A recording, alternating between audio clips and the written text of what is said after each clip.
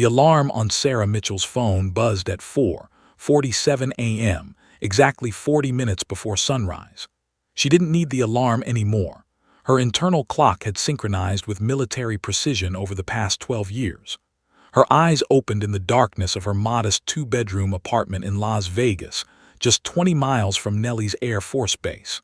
For a moment, she lay still, listening to the silence before the city would wake. This quiet moment, these few minutes before the world demanded anything from her, belonged entirely to herself. She cherished them fiercely. Sarah swung her legs out of bed, her bare feet touching the cool hardwood floor. At 42 years old, she moved with the efficiency of someone who had choreographed every morning the same way for over a decade. No wasted motion, no unnecessary thought. Discipline had become her second language, her native tongue. She walked to the bathroom, splashed cold water on her face, and looked at her reflection in the mirror. Intelligent brown eyes stared back at her. Eyes that had seen 2 divorces, 3 career promotions, and the weight of knowing that her decisions determined whether people lived or died. In the kitchen, Sarah prepared her coffee with the precision of a scientist measuring compounds for an experiment. 2 scoops of medium roast, filtered water heated to exactly 200 degrees, steeped for 4 minutes. While it brewed, she reviewed the morning briefing on her secure tablet, weather patterns over Nevada and the surrounding regions, aircraft schedules, notable training exercises, personnel updates. Her mind absorbed information like a sponge, cataloging details that might matter later. This was the real work, not the dramatic moments that made headlines, but the meticulous preparation that prevented disasters before they happened. By 5:30 a.m., Sarah was dressed in her uniform, the dark blue flight suit that hung in her closet like armor waiting to be donned. Every button aligned perfectly, every crease sharp enough to cut. The name tape on her chest read MICHELL, and below that, embroidered in red lettering that only close observers would notice, was her call sign, Phoenix. She'd earned that name 8 years ago when she guided a crippled C-130 with 2 failed engines safely to the runway. The pilots had called her heroic. She'd called herself her job. The drive to Nellie's took exactly 19 minutes from her apartment, and Sarah knew every traffic light on the route. She navigated the pre-dawn streets of Las Vegas with the same calculated precision she applied to everything else. Radio stations played soft morning news, stories about politics, celebrity gossip, weather. Nothing that mattered. Sarah kept her focus on the road, on the growing light in the eastern sky, on the mental preparation for what lay ahead. The base gate appeared through the darkness, and Sarah pulled up to the security checkpoint. The guard, Sergeant Martinez, recognized her immediately and waved her through with a smile. "Good morning, Major. Quiet night." "So far," Sarah replied, her lips curving slightly upward. It was the closest thing to a joke she allowed herself. Quiet nights and quiet mornings were when the most dangerous mistakes happened, when minds wandered, when attention fractured. The control tower loomed against the lightening sky, a massive structure bristling with antennas and radar dishes. Sarah had walked through those doors nearly 4,000 times. She knew every hallway, every corner, every square inch of the facility. This was her kingdom, her domain, the place where her expertise and authority were absolute. But unlike most kingdoms, hers existed in the vertical space above hundreds of square miles of Nevada desert. Inside the tower, the atmosphere was already humming with pre-shift activity. Screens glowed with data streams, voices crackled softly over radios, and the soft electronic chirping of systems monitoring systems created an ambient soundtrack that Sarah found oddly soothing. Her team was already arriving, some just finishing the night shift, others beginning to settle in for the day ahead. She nodded greetings, reading the subtle language of fatigue or alertness in their postures. These were good people, trained and dedicated, but Sarah never forgot that they were human. Humans made mistakes. That's why she was here. Sarah climbed the stairs to the main control room where the real magic happened. Her chair, positioned at the center of a curved console, awaited her. Around her, massive windows offered a panoramic view of the airfield, runways stretching like pale ribbons, hangars scattered across the landscape, and the endless desert beyond. The sky was beginning to transform from black to deep purple to the first hints of blue.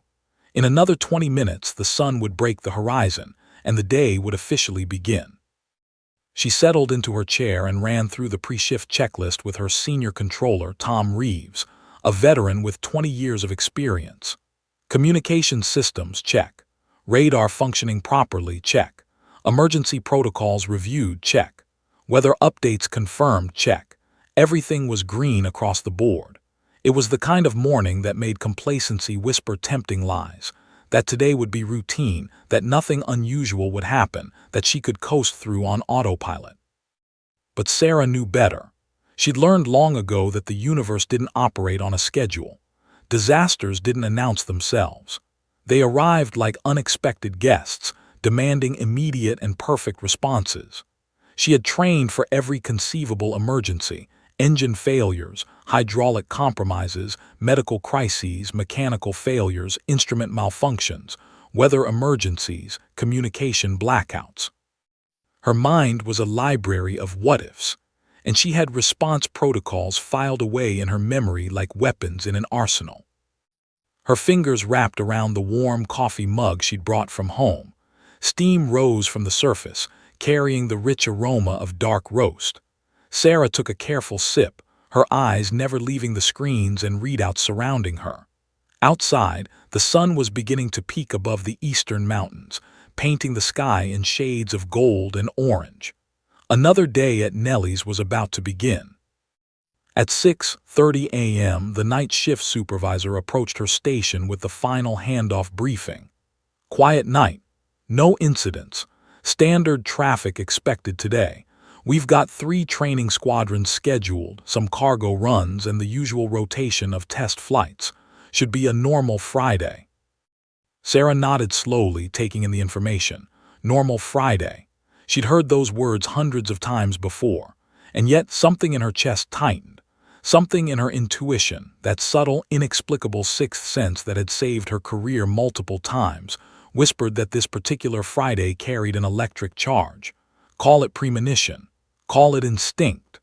Call it the nervous electricity that crackled beneath her skin like distant lightning. She set down her coffee cup and took a deep breath. She was ready. The morning unfolded exactly as Sarah had anticipated. By 8:30 a.m., Nellie's was operating at full capacity. 3 F-16 fighter jets had launched on a training sortie 40 minutes earlier, climbing into the brilliant blue sky with the kind of aggressive grace that never failed to impress her. A cargo transport had landed smoothly at 7:55 a.m., and another was queued up for a 9:15 a.m. departure. Everything moved like a well-orchestrated symphony, each aircraft and instrument playing its part in perfect timing. Sarah sat at her console, monitoring everything with the kind of focused attention that had become second nature. Her team worked quietly around her, voices low and professional as they coordinated with incoming and outgoing flights. This was the rhythm she loved, the steady pulse of controlled chaos, the dance of logistics and physics and human skill. Her coffee had gone cold an hour ago, forgotten on the edge of her console. At 10:43 a.m., everything changed. Nellie's Tower, this is. The voice came through the radio, fractured and strained, carrying an undertone of barely contained panic that made every hair on Sarah's body stand on end. She immediately straightened in her chair, her hand instinctively moving toward the communication console. In 12 years, she'd heard hundreds of radio transmissions. She knew the difference between routine and catastrophic in the space of a single syllable. "Go ahead, aircraft calling Nellie's," Sarah replied, her voice steady and calm despite the sudden spike in her adrenaline. "Identify yourself." "Nellie's Tower, this is. This is Lifeguard 27. We are a medical transport helicopter rotor wing." The pilot's voice cracked slightly. "We have multiple system failures. We are in a canyon approximately 30 miles northeast of your position, and we are—" He paused, and Sarah heard the sound of alarms blaring in the background. We are losing hydraulic pressure. Fast. Sarah's mind immediately began calculating. Lifeguard was the call sign for medical transport flights, critical organ transfers, emergency evacuation of patients in dire condition. A canyon 30 miles northeast meant the helicopter was outside her immediate controlled airspace, in a region where terrain dominated and options became severely limited. Hydraulic failure in a helicopter wasn't a problem. Hydraulic failure in a helicopter over mountainous terrain with a time-critical patient aboard was a nightmare scenario. Lifeguard 27, copy your last, Sarah said, her voice carrying the kind of authority that made her team snap to attention. I need current altitude, heading, and condition of your patient. Current altitude 2,000 feet and descending, heading 170, the pilot responded, speaking faster now. Our patient is a donor heart, 22-minute transport window from harvest site to receiving hospital. Nellie's was supposed to be our refuel stop, but we're not going to make it there. We're losing hydraulic control on the cyclic. Instruments are intermittent. GPS just went offline. Sarah's fingers flew across her keyboard, pulling up topographic maps of the area northeast of the base. The terrain was brutal, mountain ridges, deep canyons, scattered with desert vegetation and boulders. Finding a safe landing zone in that landscape would be like finding a needle in a haystack. And the pilot was losing instrumentation, which meant he was flying increasingly by feel and sight alone. Lifeguard 27, what is your current fuel state? Sarah asked, already knowing the answer was going to be bad. There was a pause that lasted 3 seconds but felt like 30. We have approximately 12 minutes of fuel remaining if we maintain current speed and altitude, maybe 14 if we glide. But Major, we are losing control authority. I don't know how much longer I can keep this aircraft stable. Sarah's mind raced through the options with crystalline clarity. The helicopter needed a landing zone. The nearest controlled airfield was Nellie's, but it was too far away. The aircraft wouldn't make it. There were civilian airstrips scattered across Nevada, but none of them were closer. There was the desert floor itself, though the pilot's loss of hydraulic control made a controlled landing increasingly unlikely. And then there was the option that Sarah was already considering, the one that made her palms sweat. Lifeguard 27, have you got visual on any suitable landing areas? Sarah asked, stalling for time while her mind worked through the calculus of the impossible. Negative tower, I'm in a canyon. Terrain is all rock and scrub. I need to get higher, get out of this canyon, find some flat ground. The pilot's voice carried desperation now, the mask of professional composure cracking slightly. I'm Captain James Chen, by the way, former Air Force. I know what I'm doing, but I'm going to need your help to survive this. Sarah felt something shift in her chest. A donor heart, a 22-minute window, a trained Air Force pilot who had the skills to handle this but not the tools, and a patient who depended entirely on strangers to make the right decisions. She pulled up the flight schedule, her eyes scanning the day's operations. There it was. At 10:55 a.m., in exactly 12 minutes, Viper flight was scheduled to conduct bombing operations in the desert region directly northeast of the base. 4 A-10 Warthog attack aircraft, heavily armed and operating in low-level bombing, runs through the exact airspace where the Lifeguard helicopter was currently spiraling toward the ground. Lifeguard 27, stand by, Sarah said. Her mind was crystallizing around the only option that might work. It was dangerous. It violated standard operating procedures. It put multiple military assets at risk. But the alternative was watching a man die, and potentially the person waiting for that donor heart at the hospital. She turned to Tom Reeves, her senior controller. We need to contact Viper Flight immediately and abort their exercise.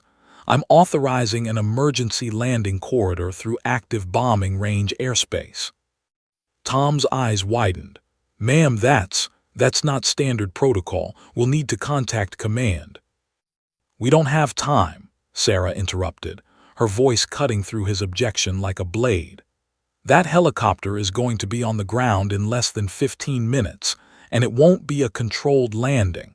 Either we clear the airspace and give them a fighting chance, or we let people die because we followed procedure." She turned back to her radio console, her fingers poised over the communication switches. The weight of the decision settled on her shoulders like a physical force. This was the moment. This was the split second that separated routine from legendary, safe from dangerous, by the book from revolutionary. Lifeguard 27, I am clearing a direct approach corridor to a plateau landing zone at coordinates. She rattled off the numbers, her voice steady as steel. We are going to get you down safely. I am personally taking control of your descent. There was a moment of silence, and then Captain Chen's voice came back, stronger now. Nellie's Lifeguard 27, we are ready to execute your instructions. Thank you. Sarah keyed the frequency for Viper Flight and took a deep breath. Viper Flight, this is Nellie's tower. I need you to abort your exercise immediately. Captain Derek Ghost Patterson was in his element. The 4 Warthog attack aircraft of Viper Flight were screaming across the Nevada desert at 200 knots, their massive shadows sweeping across the red rocks and sandy plains below like predatory birds hunting prey. Ghost sat in the lead aircraft, his gloved hand steady on the control stick, his eyes locked on the target markers displayed on his heads-up display. The weight of the aircraft around him, 30,000 pounds of armored fuselage, twin turbofan engines, and precision-guided weaponry, felt like an extension of his own body. Viper Flight, we are 30 seconds to target run, Ghost transmitted to his squadron, his voice carrying the kind of calm that came from 500 combat hours and a natural aptitude for flying that bordered on supernatural. Weapons armed. Run parameters confirmed. Let's make this a clean pass. 3 voices crackled back in succession. Viper 2 ready. Viper 3 ready. Viper 4 ready. These were his people, his pilots. Ghost had trained with each of them for 18 months. He knew their tendencies, their strengths, their weaknesses. Captain Marcus Reaper Hayes flew Viper 2 aggressive, sometimes too aggressive but brilliant when it came to precision targeting. Viper 3 was Captain Jennifer Phantom Valdez, the first woman to make it into the A-10 pilot roster at Nellie's, and one of the best shots Ghost had ever flown with. Viper 4 was Captain Robert Echo Morrison, the oldest of the group at 41, steady as granite and twice as reliable. The desert landscape below was familiar territory. They'd flown these bombing runs at least 40 times this quarter. The target range had been established for decades, a designated area where the Air Force could practice with live ordnance without threatening civilian populations. Ghost could trace the bombing pattern from memory, approach vectors, target markers, recovery heading back to base. It was as routine as they came. 10 seconds to target, Ghost announced, feeling the familiar surge of focus that always preceded weapons release. This was what he lived for, the precision, the skill, the responsibility of handling an aircraft that cost more than most people would earn in 10 lifetimes. Viper Flight, execute. Ghost's finger twitched on the weapon's release, and he felt the subtle shudder as ordnance dropped from the aircraft's rotary launcher. Around him, he sensed more than heard the release of his wingmen's weapons. The bombing run was picture-perfect, and Ghost was already banking hard to starboard, calculating his recovery vector back toward base, when the radio crackled with something that made every cell in his body go rigid. Viper Flight, Nellie's tower. I need you to abort your exercise immediately and climb to 5,000 feet. Clear all airspace east of your current position. Ghost's brow furrowed. Abort exercises. During an active bombing run. That didn't happen. Not ever. The radio discipline was absolute. You didn't abort mid-exercise unless there was an immediate threat to life. His eyes narrowed as he scanned his instruments, looking for signs of conflict traffic or a mechanical emergency somewhere in his squadron. Tower, Viper lead, Ghost transmitted, his voice automatically shifting to a more formal cadence. Current status of all aircraft nominal. Request clarification on abort order. The pause that followed lasted maybe 2 seconds, but it stretched like taffy. Ghost had flown enough combat missions to recognize when something was critically wrong. The air traffic controller's next transmission confirmed his instinct. Viper Flight, we have a medical transport helicopter in distress. Rotor wing with systems failure, critical patient aboard, approximately 30 miles northeast of your position. Aircraft is losing hydraulic control and fuel. I am clearing an emergency descent corridor through your current operating area. Ghost's mind instantly reorganized all the pieces on his mental chessboard. A medical transport, critical patient, systems failure, hydraulic loss. That meant the helicopter was essentially becoming a falling rock with slightly better odds than a stone, and it was about to descend through the exact airspace where his squadron was operating. "Copy tower," Ghost said, and his voice carried a new tone, the absolute authority of a pilot who had instantly shifted from routine training to emergency operations. "Viper Flight, immediate abort. Execute coordinated pull-up all aircraft.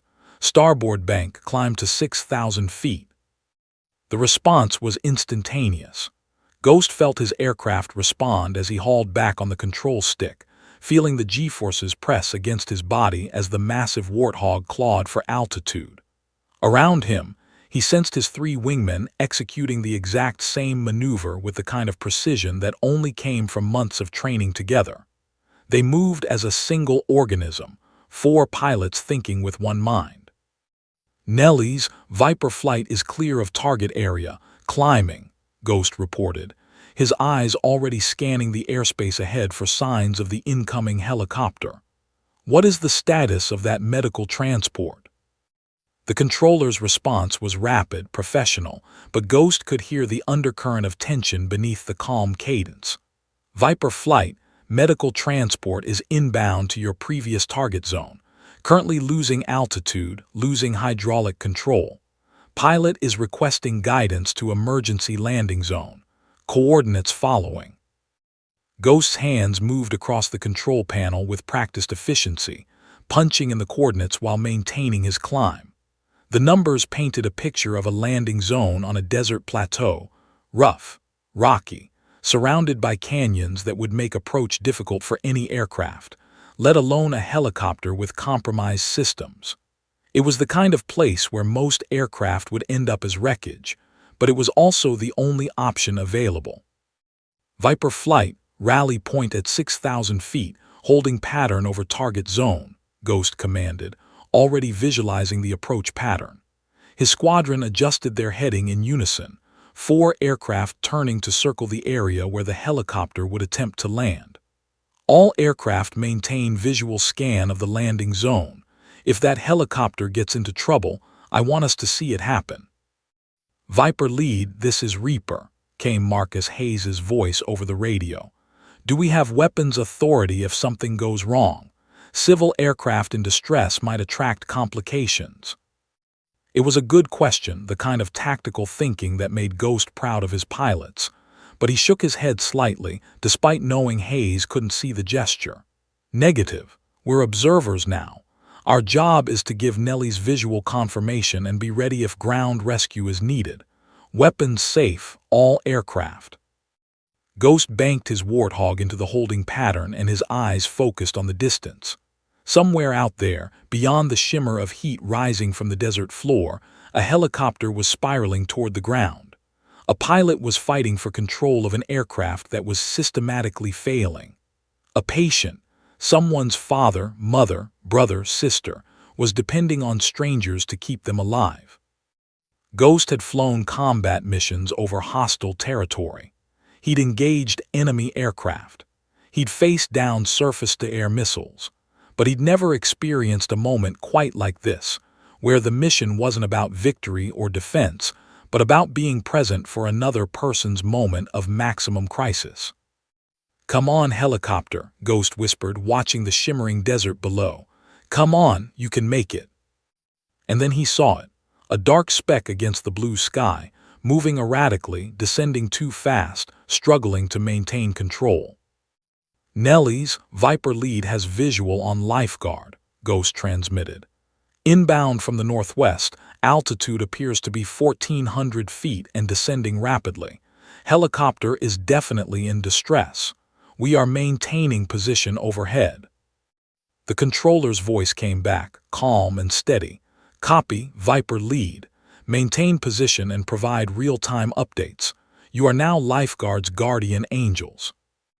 Ghost settled deeper into his seat, watching the helicopter fight its way toward the emergency landing zone. His squadron held formation around him, 4 warriors transformed into witnesses and protectors. "We've got you, lifeguard," Ghost whispered. "We're not going anywhere."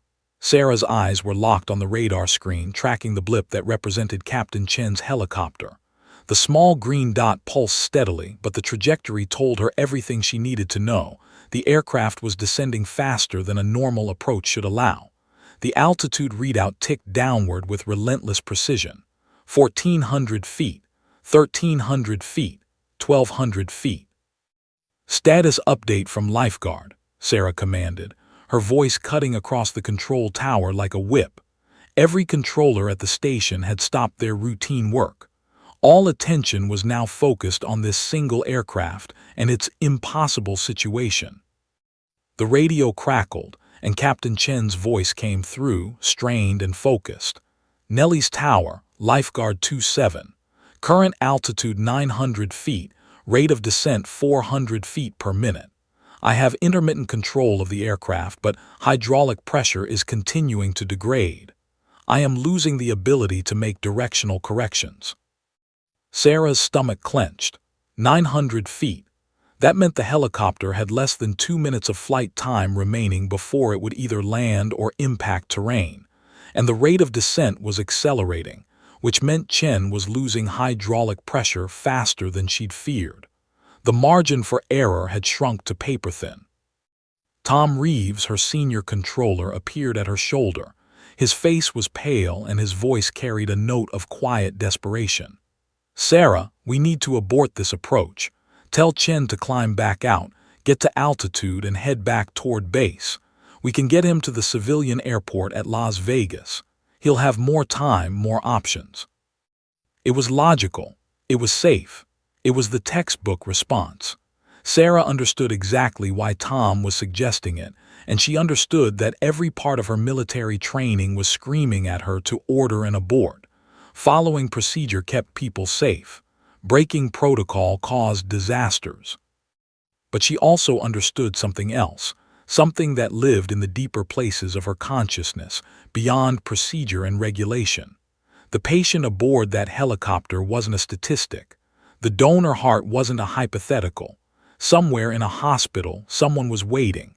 Someone was praying. Someone was about to receive a second chance at life, or they were about to lose everything. Sarah's hands trembled slightly as she reached for the communication console. She took a deliberate breath, holding it for a count of 4, then exhaled slowly. The trembling stopped. Her hands steadied. When she spoke, her voice was ice and iron. "Negative on the abort, Tom," Sarah said quietly. "Get me updated terrain data for the plateau landing zone. I want to know every rock, every ridge, every obstacle within a mile of that location." "Sarah," Tom started, but she cut him off with a glance. "That's an order," she said, and there was no arguing with the tone. Sarah turned back to her radio console, her mind crystallizing around the only path forward. The helicopter was not going to make it back to base. It was not going to reach Las Vegas. The fuel calculation was simple mathematics, and mathematics never lied. Chen had minutes, not hours, minutes. "Lifeguard 27, I need you to focus on getting to the plateau landing zone we discussed," Sarah transmitted, her voice carrying the kind of calm authority that inspired confidence even in desperate circumstances. "I am going to guide you down. I need you to trust me." There was a pause.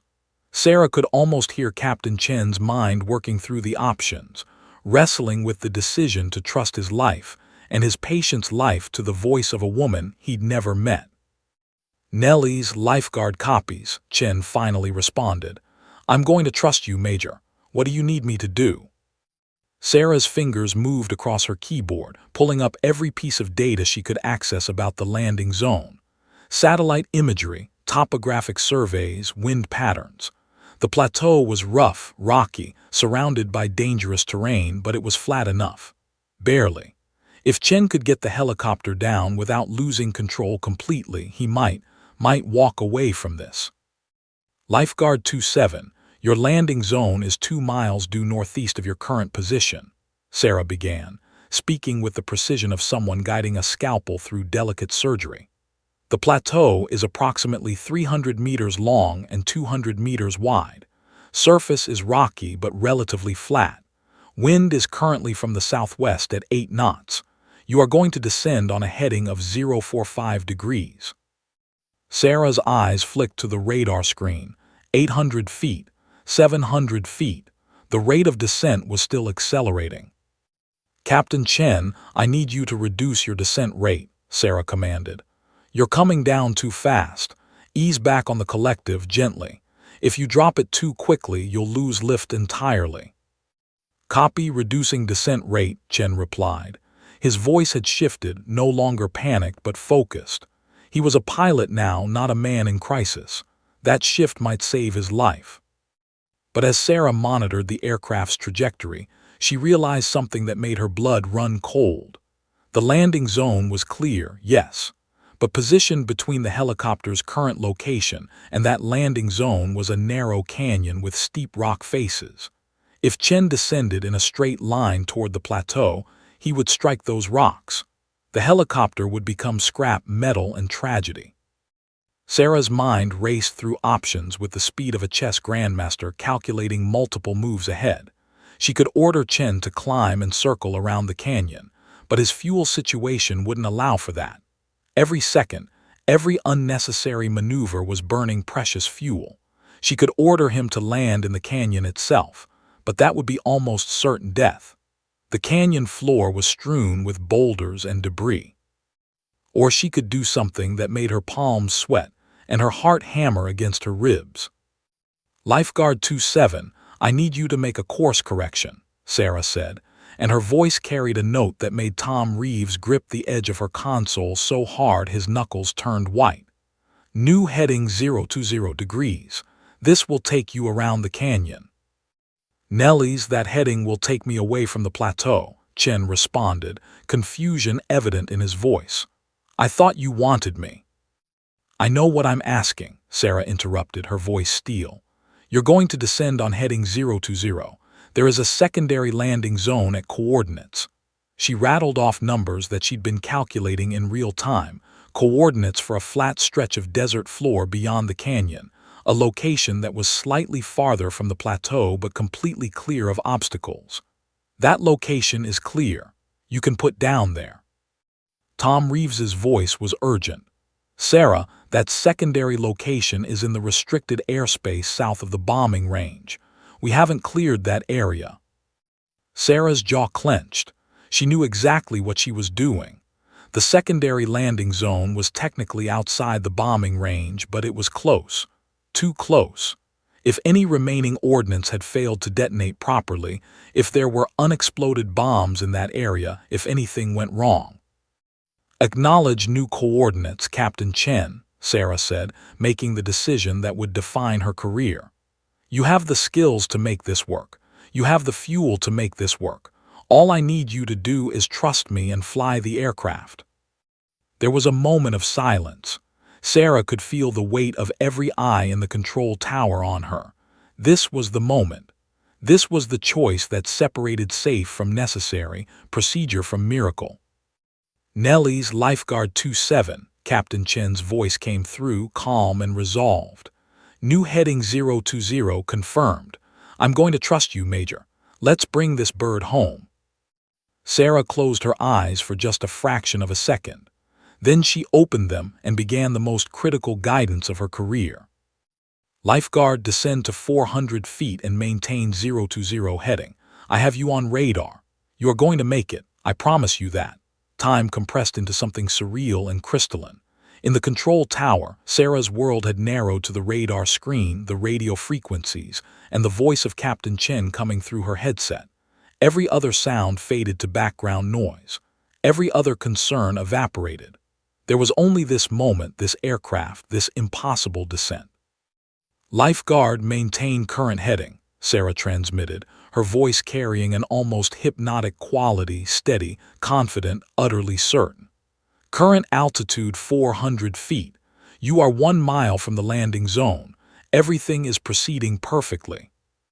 The radar blip continued its downward trajectory. 390 feet, 380 feet. The rate of descent had stabilized at approximately 300 feet per minute. Sarah's calculations said Chen had roughly 90 seconds before touchdown. 90 seconds to navigate terrain, maintain control of a failing aircraft, and execute one of the most difficult landings of his life. "Sarah, what about Viper flight?" Tom Reeves whispered urgently, his voice carrying the weight of a concern she'd been consciously avoiding. "We haven't confirmed they're clear of the secondary landing zone. If Chen descends into that area and the A-10s are still in the vicinity." "They're clear," Sarah said with absolute certainty, though part of her knew she was gambling with lives. "Ghost and his squadron are professionals. They'll understand what I'm doing." But even as she said the words, Sarah wasn't entirely sure. She'd made an unorthodox call, ordering the A-10s to hold position in the upper airspace while she guided a helicopter down through territory that was technically still within their operating zone. It violated standard operating procedures in multiple ways. It created risk scenarios that training manuals explicitly warned against. If something went wrong, if the helicopter clipped an A-10, if there was a mid-air collision, if anything went catastrophically wrong, the fault would fall squarely on her shoulders. Sarah pushed the thought away. Second-guessing herself now would be fatal. She keyed her radio again. "Viper lead, confirm your current position and altitude," Sarah commanded. Ghost's voice came back immediately, professional and controlled. "Nellies, Viper flight is maintaining 6,000 feet, holding pattern at coordinates specified. All 4 aircraft accounted for. We have visual on Lifeguard. Aircraft appears to be on approach vector toward the secondary landing zone." "Viper lead, I need you to maintain your holding pattern," Sarah said, and there was something in her voice that made Ghost's professional instincts perk up. This wasn't a routine request. This was a controller who was balancing multiple variables in real time and needed her cover force to stay exactly where they were. "You are to remain at or above 5,000 feet until Lifeguard achieves landing. Acknowledge." "Viper lead acknowledges," Ghost replied without hesitation. Whatever was happening down there, whatever impossible situation had developed, his job was clear: stay out of the way and be ready if things went catastrophically wrong. Ghost understood that better than most. In his A-10, Ghost's eyes remained locked on the blue sky below, watching for the helicopter. His 3 wingmen maintained formation around him, their aircraft steady as iron sculptures in the desert sky.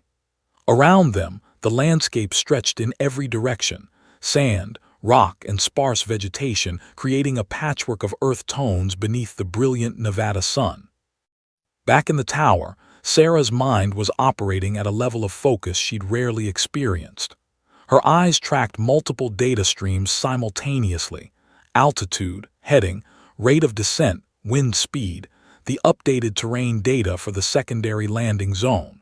Her fingers rested lightly on the communication console, ready to transmit the next instruction. "Lifeguard 27, altitude now 300 feet, Sarah announced. "You are half a mile from the landing zone. I want you to reduce speed gradually. Target approach speed 15 knots. "Reducing speed," Chen confirmed, his voice tight with concentration. "I'm losing hydraulic control on the cyclic again. The aircraft is getting sluggish." Sarah's stomach clenched. Sluggish control inputs meant Chen was running out of hydraulic fluid. The backup systems would only last so long, and then the helicopter would become a falling rock, and all the guidance in the world wouldn't matter. "Captain Chen, you're going to make this work," Sarah said, and the certainty in her voice came from somewhere deeper than logic. It came from the place inside her that had guided dozens of aircraft through emergencies, that had learned to trust instinct as much as training. "I need you to focus on the landing zone. Visualize it. See yourself touching down safely. 250 feet. The radar blip descended. 240 feet. 230 feet. And that's when Sarah made the call that Ghost would remember for the rest of his life. "Phoenix, all units acknowledge," Sarah transmitted, using her call sign for the first time since the emergency began. Her voice carried a note of absolute authority, the kind of command that transcended rank and protocol. "I am executing final approach guidance for Lifeguard 27. All aircraft maintain current positions and altitude." Something in that transmission, the use of her call sign, the formal declaration of control, the absolute certainty that everything would be fine, galvanized Ghost's attention. His eyes snapped from the distance to his instruments, where he confirmed that his squadron was maintaining perfect formation and altitude. "Viper lead acknowledges," Ghost responded, and his voice carried a new tone. "Phoenix." They were working with someone who just demonstrated absolute confidence in an impossible situation. That kind of certainty was either the mark of brilliance or insanity. Ghost suspected it was the former. Sarah's guidance continued, a steady stream of instructions and confirmations. 150 feet. Maintain current heading. Landing zone is directly ahead, 1,000 meters. You're doing perfectly, Captain Chen. Everything is aligned. The helicopter descended through the layers of desert air, its rotor blades beating against the atmosphere like the wings of some mechanical bird struggling to achieve the impossible. Inside the aircraft, Captain Chen's hands gripped the controls with white-knuckled intensity, his entire being focused on keeping the helicopter stable, on managing the failing hydraulics, on trusting the voice of a woman he'd never met. 100 feet, Sarah announced. You have visual on the landing zone. I have it, Chen confirmed. I see flat ground, clear approach corridor. It's there, it's real. 50 feet, Sarah continued. Reduce descent rate to 50 feet per minute. Gentle corrections only. The radar showed the helicopter at exactly 50 feet altitude. The secondary landing zone was directly below, a stretch of relatively flat desert surrounded by rocky outcrops and scrub vegetation. It wasn't perfect. No landing zone in an emergency ever was, but it was survivable. Above, Ghost's 4 A-10s held their formation at 6,000 feet like mechanical guardian angels, their powerful engines thrumming as they circled overhead. For a moment that felt eternal, the entire universe seemed to pause. The helicopter descended. The A-10s held position. Sarah's voice guided with unwavering certainty. 20 feet, Sarah whispered, and in that single word was the weight of 12 years of experience, the gravity of a decision that had broken protocol, the faith that she'd made the right choice. Touching down, Captain Chen announced, and his voice carried a tremor that hadn't been there before. The fear, the focus, the raw human emotion suddenly broke through his professional composure. Gentle touch, Sarah instructed. Let the skids settle naturally. The helicopter descended those final 20 feet with agonizing slowness. The rotor blades beat the desert air. The skids approached the rocky ground. And then, with a gentle bump that was barely noticeable, the helicopter touched Earth. The aircraft settled onto the plateau, its skids making contact with the desert floor, and Captain Chen executed the most important maneuver of all. He began shutting down the engines while maintaining enough rotor RPM to keep the aircraft stable. The landing gear held. The aircraft remained upright. In the control tower, Sarah's hand trembled as she transmitted one final message. Lifeguard 27, you are safely on the ground. Excellent work, Captain Chen. You just saved a life today. Ghost's voice crackled through the radio moments later. Nellie's, Viper flight confirms visual of lifeguard on the desert floor. Aircraft appears intact. Outstanding work, Phoenix. That was the best piece of air traffic control I've ever witnessed. And in that frozen moment, with the helicopter safely down and the A-10s holding position overhead like stone sentinels, Sarah Mitchell finally exhaled the breath she'd been holding for the past 5 minutes. The impossible had just become real. The impact was harder than Captain James Chen would have liked, but not catastrophic. The helicopter's skid struck the rocky desert floor with a jarring thud that rattled his teeth and sent vibrations through every fiber of the aircraft. For one terrible moment, Chen thought the landing gear would collapse, thought the aircraft would flip, thought everything would end in twisted metal and tragedy. But the Sikorsky helicopter was built with the ruggedness of a military workhorse, and its frame held. The skids scraped across rocks, sending up a spray of dust and small stones, and the aircraft bounced once, just once, before settling firmly onto the ground. Chen's hands flew across the console with practiced efficiency, his muscle memory overriding the shock of successful impact. He killed the hydraulic systems before they could fail catastrophically. He reduced the rotor speed to a safe idle RPM, preventing the blades from overstressing the now stationary fuselage. He verified that the engines were shutting down smoothly, that there were no secondary system failures, no fires igniting in the engine compartment. Every second of those first 10 seconds after landing was critical. One mistake, one oversight, and the miracle could still transform into tragedy. "Shutdown complete," Chen announced, his voice shaking slightly as he realized the magnitude of what had just happened. "We are safely on the ground."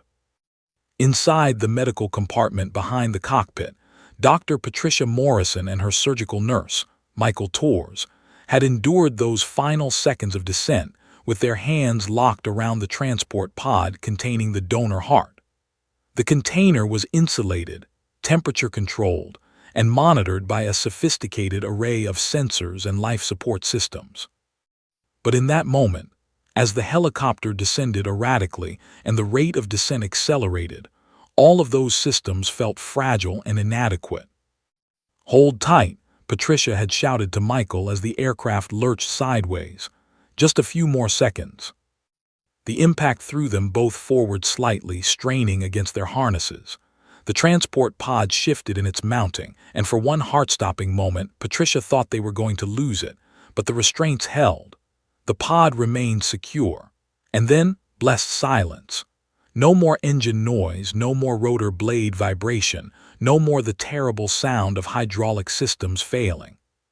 Patricia looked at Michael, her eyes wide. His face was pale and sweat beaded on his forehead. Without speaking, they both turned their attention to the transport pod, running a rapid visual inspection. All systems appeared to be functioning. The heart inside, someone's father, someone's husband, someone's precious gift, remained viable. "Patient status is maintained," Patricia transmitted to Captain Chen in the cockpit. "No apparent damage to the transport pod. Life support systems all green. We made it." "We made it," Chen echoed, and his voice carried a note of wonder that transcended military professionalism. He'd flown combat missions. He'd trained in emergency procedures, but he'd never done anything quite like this. He'd never defied the odds quite so completely. In the control tower at Nellie's, Sarah's entire body went limp with relief. The tension that had been coiling in her muscles for the past 5 minutes suddenly released, and she found herself gripping the edge of her console so hard that her fingers ached. Tom Reeves placed a hand on her shoulder, and when she turned to look at him, she saw tears in his eyes. "You did it," Tom whispered. "You actually did it." Sarah couldn't respond. Her throat felt tight and her eyes were burning with emotion she couldn't quite name. Relief, yes. Pride, certainly. But something deeper than both. The profound knowledge that she'd made a decision that had saved lives, that somewhere in a hospital a patient was going to get a second chance, that Captain Chen and his team would make it home safely, that the impossible had become possible. Ground rescue teams, Nellie's tower. Sarah said, her voice slightly hoarse. She cleared her throat and continued with professional precision. Lifeguard 27 has achieved safe landing at secondary landing zone. Coordinates as previously transmitted. Medical transport pod appears secure. Request immediate ground response for patient transfer and aircraft assessment. Within minutes, the coordination that had saved the helicopter in the air transformed into a different kind of coordination on the ground. Desert patrol vehicles were dispatched from Nelly's, racing across the rocky terrain toward the landing zone.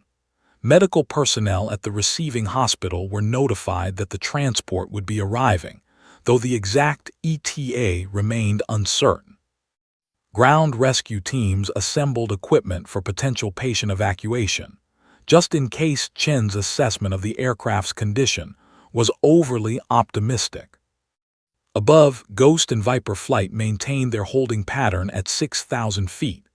Ghost's eyes remained locked on the small shape of the helicopter on the desert floor below, watching for any sign of fire, explosion, or secondary emergency. His wingmen held formation around him, their aircraft like four massive guardian eagles hovering over their charge. "Nelly's Viper lead," Ghost transmitted, his voice carrying a tone of satisfaction that transcended military protocol. "We have confirmed visual of lifeguard on the ground. Aircraft appears structurally intact. No signs of fire or fuel leak. Recommend we maintain position overhead until ground rescue arrives." "Viper lead, you are authorized to maintain holding pattern," Sarah responded. "Excellent work today, Captain Patterson. I want to personally thank you and your squadron for your professionalism and execution." There was a brief pause before Ghost responded.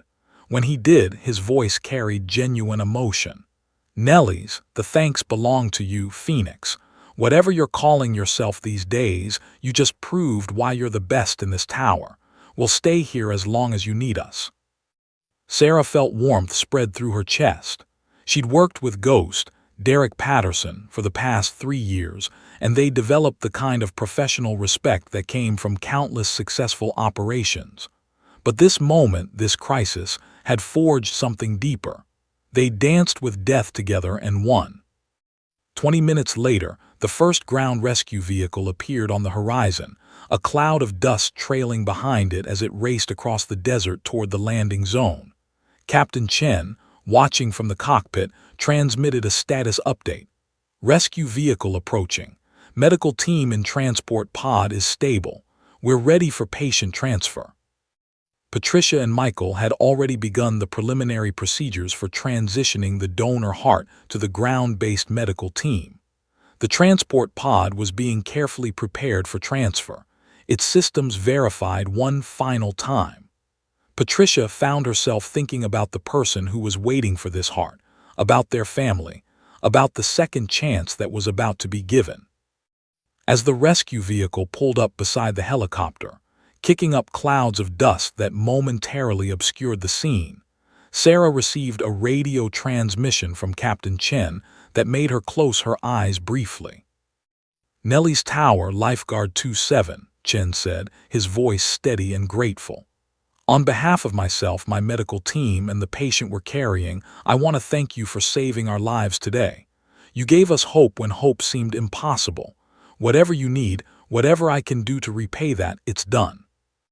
Sarah's voice came back soft but clear. "Captain Chen, the best repayment is watching that patient wake up in a hospital bed and hug their family. That's all the reward I need." The transfer of the transport pod to the ground rescue team took less than 5 minutes. Patricia and Michael remained with the pod as it was loaded into the rescue vehicle, their hands steady despite the adrenaline still coursing through their veins. The vehicle's engine roared to life, and it began the rapid drive back toward Las Vegas and the hospital waiting for its precious cargo. Above, Ghost watched the rescue vehicle depart, saw the helicopter secure on the ground with no signs of imminent danger, and finally transmitted the message Sarah had been waiting for. "Nelly's Viper flight is cleared for return to base. Mission accomplished." In the tower, Sarah took a deep breath and allowed herself a small smile. The emergency was over. The impossible had been achieved. And somewhere in the desert, a miracle had just come to ground. The news broke at 12:47 p.m., less than 2 hours after Lifeguard 27 touched down on the desert plateau. A local Las Vegas news station had caught wind of the emergency landing through scanner traffic monitoring, and before Sarah could even finish her official report, the first news trucks were racing toward Nelly's Air Force Base. By 3:00 p.m., the story had gone national. By 5:00 p.m., it had gone global. Air traffic controller executes miracle landing, screamed the headlines. Against all odds, how one woman saved a life, proclaimed another. Sarah Mitchell's face appeared on screens across the country, though the photographs were from her official military portrait, a picture she'd never particularly liked, where her expression seemed too stern, her gaze too intense. The media narrative wrote itself. A heroic air traffic controller who broke protocol to save lives, who trusted her instincts over procedure, who represented the best of American military values. Sarah hated it all. She sat in a conference room at Nelly's, surrounded by Air Force brass, public relations officers, and various military officials, listening to them discuss her extraordinary heroism and exceptional judgment under pressure. A full colonel was presenting a preliminary recommendation for a commendation medal. The hospital where the donor heart had been transplanted was calling for her to receive a civilian medal of honor. The recipient's family wanted to meet her. "We need to get ahead of the narrative," one of the PR officers was saying. A young woman named Captain Amanda Chen, who spoke with the kind of corporate efficiency that made Sarah want to scream. "Major Mitchell should do an interview with a major news outlet, 60 Minutes or 2020, so we can control the story before it becomes distorted by social media." "With respect, ma'am," Sarah said quietly, "I don't want to do interviews. I want to go back to my job." The room went silent. The Colonel Robert Harrison, base commander, turned to look at her with an expression of mild surprise. "Major Mitchell," he said carefully, "you realize what you've accomplished here. You've become a symbol. People need to hear from you. People need to understand." "I understand perfectly, sir," Sarah interrupted, and her voice carried the kind of authority that made even the colonel pause. "What I accomplished was my job. I'm an air traffic controller. That's what we do. We guide aircraft safely through the airspace. This particular case had higher stakes than usual, but the fundamental principle remained the same: maintain aircraft separation, guide pilots to safe landing zones, prioritize life preservation." Tom Reeves, who had been standing at the back of the room, allowed himself a small smile. That was Sarah Mitchell in a nutshell: pragmatic, focused, unwilling to accept credit for simply doing her job. But the world didn't care about Sarah's reluctance. The narrative had already been written. By the next morning, her call sign, Phoenix, had become a symbol of resilience and redemption. The story wasn't just about a successful emergency landing anymore.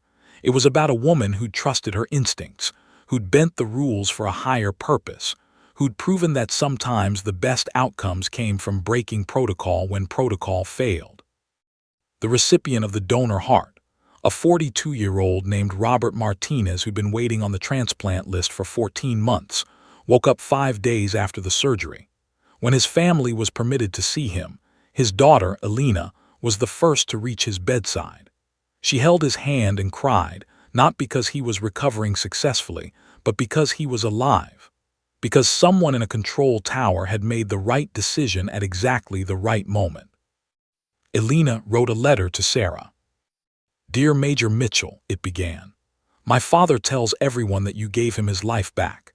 He doesn't mean that metaphorically, he means it literally. Without you, without your decision, without your guidance, he would be dead. My siblings and I would have lost him. My mother would have lost her husband. And I want you to know that every morning when my father wakes up and takes a breath and experiences another day, that's your gift to him. That's your miracle. Thank you for seeing him as a person rather than a statistic. Thank you for believing that one life was worth breaking the rules for."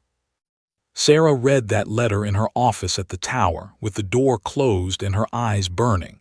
She read it 3 times. She kept it in a drawer at her desk, separate from the commendations and medals and official recognition. Because that letter, Alina's letter, meant more than anything else. 10 days after the landing, Sarah received a visitor.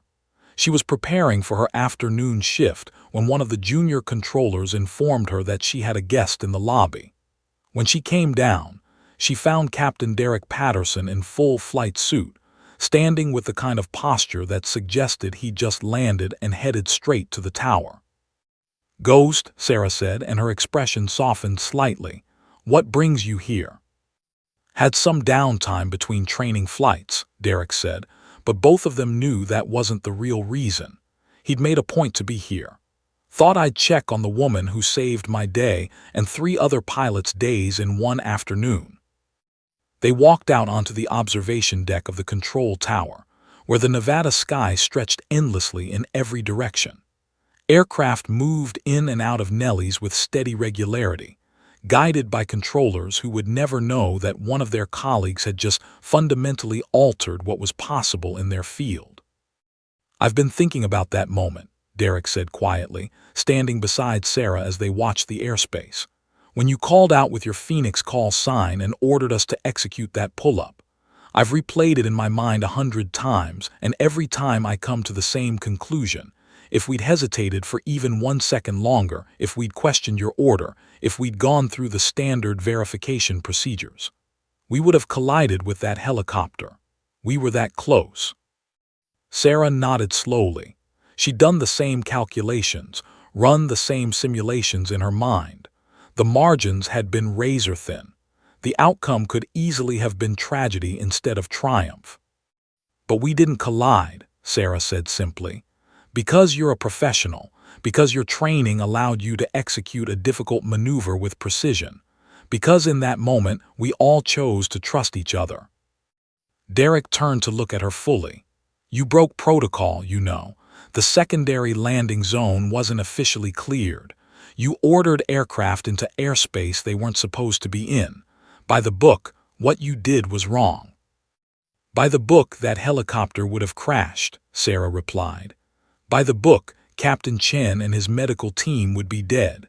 By the book, the donor heart would never have reached the hospital. Sometimes the book is wrong. Sometimes saving a life requires the courage to break the rules."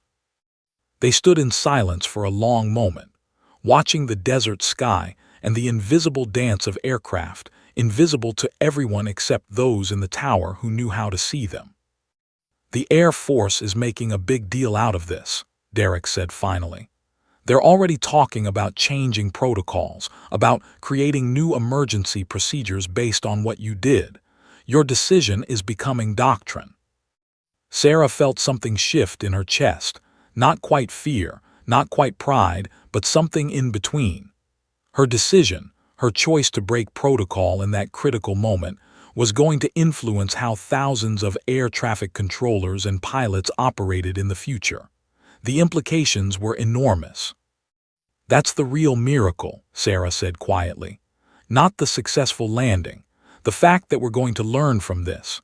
That we're going to change the system so that the next time someone faces an impossible choice, they'll have better tools, better procedures, better options." Derek smiled. "Phoenix rises from the ashes," he said. "Appropriate call sign for someone who transforms disasters into new beginnings." 6 months after the emergency landing that became known as the Phoenix Incident, Sarah Mitchell sat in a conference room at the Air Force Institute of Technology in Washington, D.C., preparing to brief senior military leadership on the new emergency protocols she'd helped develop. The room was intimidating. Generals, colonels, and policy makers filled the seats around the polished mahogany table. But Sarah had learned that titles and rank mattered far less than expertise and the willingness to speak truth. "The fundamental principle," Sarah explained, gesturing to the presentation on the screen behind her, "is that emergency protocols should prioritize life preservation over strict adherence to procedure. This doesn't mean abandoning safety regulations. Rather, it means creating a framework where controllers and pilots have the authority to deviate from standard procedures when the situation demands it, provided their decisions are documented and justified. General Margaret Sutherland, the Air Force Chief of Staff, leaned forward slightly. "You're essentially asking us to officially sanction rule-breaking under certain circumstances. How do we prevent that from becoming an excuse for reckless behavior?" "Training," Sarah replied without hesitation. "We establish clear criteria for when deviations are justified. We implement rigorous decision-making protocols. We require controllers to demonstrate understanding of both the rules and the principles behind them. The goal isn't to eliminate standards, it's to create standards that are flexible enough to handle the unexpected." Over the following months, Sarah's protocols were adopted across the U.S. Air Force and eventually integrated into commercial aviation standards as well. What had begun as one woman's impossible decision became doctrine, teaching material, and a fundamental shift in how the aviation industry thought about emergency management. The Phoenix Protocol, as it became known, emphasized the human element of decision-making while maintaining the rigor of military procedure. But the real measure of success wasn't in policy documents or training manuals. It was in the lives it saved. By the end of the first year, the new protocols had been credited with successfully resolving 4 similar emergency situations that would have previously resulted in catastrophic outcomes. Commercial airlines adopted modified versions of the procedures. Civilian air traffic control centers across the country began implementing the principles. What Sarah had done in those critical minutes, trusting her instincts, breaking protocol for a higher purpose, refusing to accept the limitations that procedure imposed, had become a model for decision-making in crisis situations across the entire aviation industry. Sarah was promoted to Chief of Air Traffic Operations for the entire Nellis complex, a position that came with expanded authority and responsibility. She used that authority to revolutionize how the base trained its controllers, implementing decision-making simulations that emphasized ethical reasoning alongside technical skill. She brought in psychologists who specialized in high-stress decision-making. She created mentorship programs where experienced controllers could pass on not just procedures, but the wisdom that came from knowing when to break them. One afternoon, nearly a year after the emergency landing, Sarah received a visitor at her new office. Captain James Chen arrived in civilian clothes, his military bearing still evident in his posture despite the passage of time. But there was something different about him, a lightness, a sense of peace that hadn't been there during their emergency radio communications. "Major Mitchell," Chen said, extending his hand. "I wanted to stop by and thank you in person. I'm being discharged from active duty next month. Honorable discharge, full medical benefits. I'm going to open a flight school for underprivileged kids in southern Nevada." Sarah shook his hand warmly, feeling genuine happiness at his news. "That's wonderful, Captain Chen. What inspired that decision?" "You," Chen said simply. "That day in the helicopter when everything was falling apart, you gave me hope. You treated me like someone worth saving. I want to do the same for others. Give kids who might otherwise never have the chance and opportunity to become pilots, to experience the kind of skill and purpose that flying offers." After Chen left, Sarah found herself thinking about the broader impact of that single moment. How one person's decision to trust another person's ability had created ripples that extended far beyond the immediate emergency. Captain Chen was now going to shape the lives of dozens, possibly hundreds of young people. Derek Patterson had been promoted to major and was using his experience to revolutionize A-10 training protocols. Patricia Morrison, the flight surgeon who'd protected the donor heart, had written a paper on critical decision-making in medical transport that had been published in The Lancet. And Robert Martinez, the recipient of the donor heart, had become an advocate for organ donation awareness. He'd started a foundation in his daughter Alina's name, Second Chances, that worked to increase organ donation rates across Nevada. The foundation's stated mission was to help other families experience the miracle that his family had experienced. 2 years after the emergency landing, Sarah stood in the auditorium at the Air Force Academy, preparing to deliver the commencement address to the graduating class. She looked out at the young officers in their dress uniforms, all of them beginning their military careers with idealism, determination, and hope. You will face moments, Sarah told them, where the rule book doesn't have an answer, where procedure fails, where the only path forward requires you to make a decision that isn't in the manual. In those moments, I want you to remember this. Rules exist for a reason. They keep us safe. They create order from chaos. But rules are created by humans, and humans are fallible. There will be times when following the rule causes more harm than breaking it. She paused, letting her gaze sweep across the auditorium. I'm not giving you permission to ignore protocol whenever it's inconvenient. I'm not encouraging recklessness or rebelliousness for its own sake. What I'm telling you is that sometimes, in those rare, critical moments when lives hang in the balance, you need the courage to trust your training, trust your instincts, and make the right decision even if it means breaking the rules. And when you do that, you need to be prepared to accept responsibility for your choice. After the speech, a young second lieutenant approached Sarah with a question in her eyes. Ma'am, how do you know when that moment has arrived? How do you know when it's the right time to break the rules? Sarah smiled. It was the exact question she'd asked herself 1,000 times since the Phoenix incident. You'll know, Sarah said simply, because you'll feel it. Your training will align with the moment. Your instincts will scream at you that this is the time, and you'll have to trust that feeling enough to act on it. The only way I can tell you to recognize it is to train yourself relentlessly so that, when the moment arrives, your instincts are worth trusting. That evening, Sarah sat alone in her apartment, looking at the letter from Alina Martinez once more. She'd framed it and hung it on her wall, not as a monument to herself, but as a reminder of why the rules existed in the first place: to protect life, to preserve human dignity, to create a world where people could trust that their lives mattered. Her phone buzzed with a text message from Derek Patterson. Saw your commencement speech. Still the best pilot I know, even if you never got wings. That was exactly what they needed to hear. Sarah smiled. She thought about that Friday morning almost 2 years ago when she'd sat at her console with a sense of dread and premonition.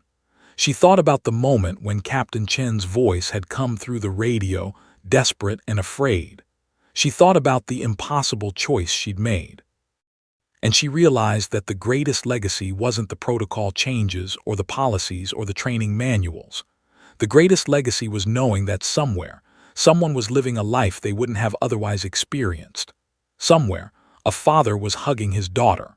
Somewhere, children were learning to dream of flight. Somewhere, the ripples of one impossible decision were still spreading outward, touching lives in ways that Sarah would never fully know. She took a deep breath and looked out her window at the Nevada sky. The stars were brilliant tonight, and she imagined the invisible highways of air traffic above them, aircraft moving safely through the darkness, guided by controllers who'd learned that sometimes the best way to follow the rules was to know when to bend them. Phoenix rises from the ashes, Derek had said. And so it had.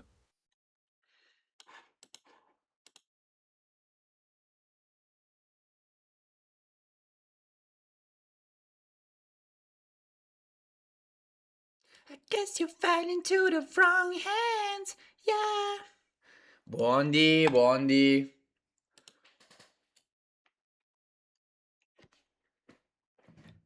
Io non faccio mica 10 minuti di streaming soon. Buongiorno, patati. È lunedì, eh? È lunedì e non c'è un cazzo di luce. È lunedì e non c'è un cazzo di luce e io la luce artificiale non ce l'ho, quindi siamo così. Buongiorno. Minchia, ma quanto? Donna, proprio tanto. Ma sembra che sono tipo... non sono in uno sgabuzzino, ve lo giuro, è che non c'è luce. Capite perché non volevo streamare oggi? Buongiorno, buongiorno Pennina, buongiorno Cristino, come sempre primo qui davanti a tutti. Grazie tesoro, buongiorno, buongiorno Sellina, buongiorno patati. Sembra che sono uno sgabuzzino, sembra che sono nello sgabuzzino in cui è cresciuto Harry Potter, e invece non è vero, c'è la luce, e che tra vento e pioggia non c'è un cazzo oggi. Più, erano già 2 giorni che continuava a essere totalmente bianco, sembrava che dovesse venire giù il mondo. E è venuto giù. E finalmente è venuto giù la pioggia. Buongiorno Pennina, buongiorno tesoro, buongiorno a tutti. A che serve la luce quando sei un raggio di sole? Eccoci qua. Sono anche un po' giallino. Non so neanche il perché, non credo di aver messo qualche filtro, sono giallino. Sono giallino, va così. Mi sono... In realtà stamattina volevo scegliere il colore da mettere perché è lunedì e sono... Erano 4 lunedì che non streamavo. Erano 4 lunedì che io non streamavo. Dovevo streamare per forza oggi, diciamo che non avevo scuse. In realtà sì, però va bene così. Buongiorno Tasty. Esatto, lunedì è blu. Mi sono vestito di nero perché volevo fare un po' il funerale, ma in realtà era giusto blu. Il lunedì è blu, sono d'accordo. Buongiorno Tasty, come stai tesoro? Penina, ma non mi hai più detto com'è andata poi con tutto il patatrack che hai fatto in sti giorni?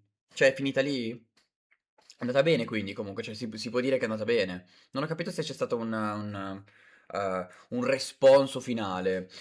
Cristino, grazie per le tante trasmissioni, tesoro. Buongiornissimo, buongiornissimo a te. Ma sei accorto stamattina? Secondo me che questo diventava ufficialmente che lunedì non è un giorno di stream. Poteva diventarlo, poteva diventare. In realtà no. Ma in realtà mi piace streamare di lunedì perché sto con voi, parti con calma la giornata, non... e che oggi c'era proprio vento, pioggia e in più... Adesso non è che sono stronzo, però i 4 lunedì che ho saltato erano tutti motivati. Uno stavo male io, uno stava male Yuki, uno ha fatto una marea di roba e uno era festa. Erano tutti motivatissimi lunedì. E 150, 160 ore al mese, 160 ore al mese minime, minime. Anche se mi manca l'anno scorso che riuscivo a tirarne su anche 230, però...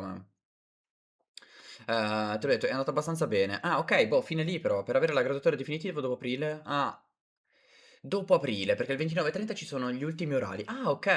Ah, minchia, fanno orali per tutto il mese. Capito? Ah, ok, dopo aprile, va bene, cercherò di ricordarmelo. Mi sono fatto anche la barba. Si vede di più il coso che ho qui.